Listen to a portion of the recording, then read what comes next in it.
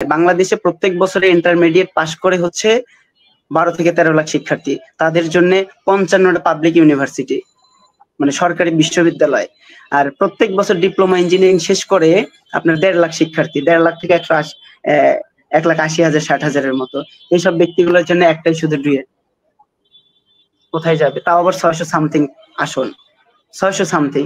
তা আমাদের জন্য কি আর আমরা কি যোগ্য নই 2-একটা ইউনিভার্সিটি পাবার? আমাদের দাবি সেটাও না যে আমরা উচ্চ শিক্ষার জন্য আমরা একটা স্বতন্ত্র বিশ্ববিদ্যালয় চাই, কিন্তু এটা একটু লেন্দি প্রসেস। তার চেয়ে ভালো বাংলাদেশে কারিগরি শিক্ষা তো মাথায় রাখবেন ভাই, একটু বিস্তারিত বলি। হ্যাঁ, আমাদের উচ্চ শিক্ষা চাই আর কি, 6 নাম্বার দাবি, কিন্তু আমি একটু বিস্তারিত বলতেছি। আমাদের বাংলাদেশে এই যে পাবলিক ইউনিভার্সিটি বলে ফেললাম 55টা, শুধুমাত্র ওই 12 লাখ শিক্ষার্থীর জন্য ইন্টারমিডিয়েট। আমি তাদের বিরোধিতা করছি না, তাদের উচ্চশিক্ষার পর্যাপ্ত সুযোগ আছে। এবং মজার ব্যাপার কি, তাদের জন্য টেক্সটাইল ইঞ্জিনিয়ারিং কলেজ আছে 12টার মতো, তাদের জন্য ইঞ্জিনিয়ারিং কলেজ আছে আপনার হচ্ছে 4টা, ফরিদপুর, ময়মনসিংহ, সিলেট এবং বরিশাল। এই 4টা নিয়ে একটু আসি। এবং মেরিনো আছে, এগুলো বাদই দিলাম। এই যে 4টে ইঞ্জিনিয়ারিং কলেজের আপাদ মস্তক মানে আমাদের ওইখানকার অধ্যাপক, সহযোগী অধ্যাপক, লেকচারার, প্রিন্সিপাল, ভাইস প্রিন্সিপাল, তাদের পায়ের তালা থেকে মাথার চুল পর্যন্ত যত ব্যয়, শিক্ষকদের খাবার খরচ, মানে যা লাগে আর কি, বেতন থেকে শুরু করে সব কারিগরি শিক্ষা অধিদপ্তর বহন করে, সবকিছু। কিন্তু মজার ব্যাপার কি, ওখানে কাদের পড়ানো হয় জানেন? ইন্টারমিডিয়েট শিক্ষার্থীদের জন্য, শতভাগ তাদেরই। আমি নিজ চোখে দেখে আসছি ফরিদপুর ইঞ্জিনিয়ারিং কলেজের 3টা ডিপার্টমেন্ট, সিভিল, ইলেকট্রিক্যাল এবং কম্পিউটার, এবং 120 করে 360 জন, সরি ওখানে 4টা ডিপার্টমেন্ট মেবি, 480টা। হ্যাঁ, সবকিছুই কারিগরি শিক্ষা অধিদপ্তর বহন করে। এবং ফরিদপুর ইঞ্জিনিয়ারিং, যখন ফরিদপুর ইঞ্জিনিয়ারিং কলেজে প্রিন্সিপাল থাকে না, ফরিদপুর পলিটেকনিকের প্রিন্সিপাল এখানে এসে ভারপ্রাপ্ত প্রিন্সিপালের দায়িত্ব পালন করে, মানে ওতপ্রোত জড়িত। কিন্তু ইঞ্জিনিয়ারিং কলেজে পড়ানো হয় ইন্টারমিডিয়েটদের জন্য, আমাদের সাথে বৈষম্য।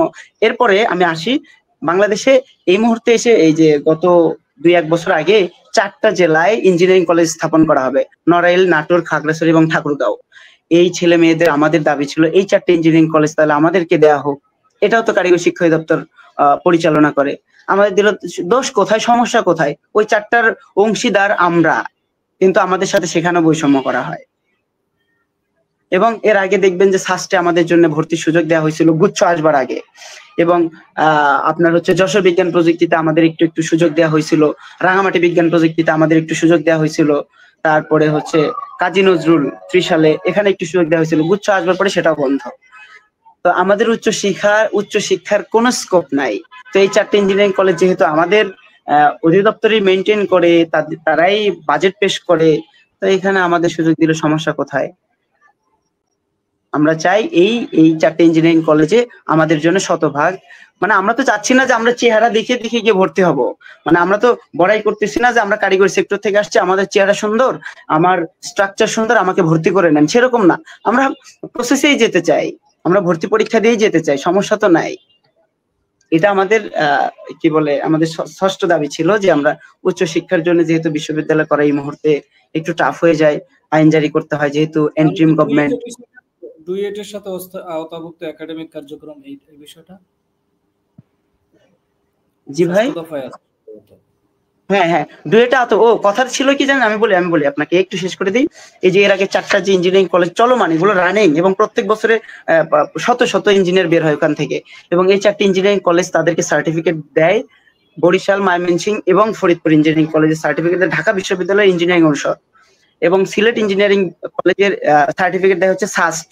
তো আমাদের এই 4টে ইঞ্জিনিয়ারিং কলেজ যদি হয়েই থাকে, তাদেরকে যেন ডুয়েট সার্টিফিকেট দেয়।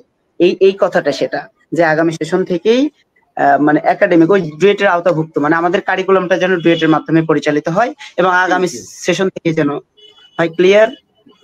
জি, ক্লিয়ার। তৌফিক, আমি আপনার থেকে আরেকটা বিষয় একটু জানি। আপনার দ্বিতীয় দফায় যে কারিকুলাম নিয়ে আপনাদের যে দাবি, এই যে দাবি 4 বছর মেয়াদী মানসম্পন্নর কথা যখন আসে, ইংরেজি মাধ্যমের কথা যখন আসে, আমি একটু আপনাকে প্রশ্নই করি যে বেসরকারি পলিটেকনিকের যে অবস্থা, মানে ঢাকার শহরে উপরের দিকে তাকাইলেই বেসরকারি পলিটেকনিক, এইভাবে যদি ব্যাংকের ছাতার মতো পলিটেকনিক হয়, আপনি কি মানসম্মত করতে পারবেন? অধিদপ্তর কি কন্ট্রোল করতে পারবে? আইডিবি কি নেতৃত্ব দিতে পারবে? এইভাবে যদি হয়, সুন্দর একটা প্রশ্ন করছেন, অসংখ্য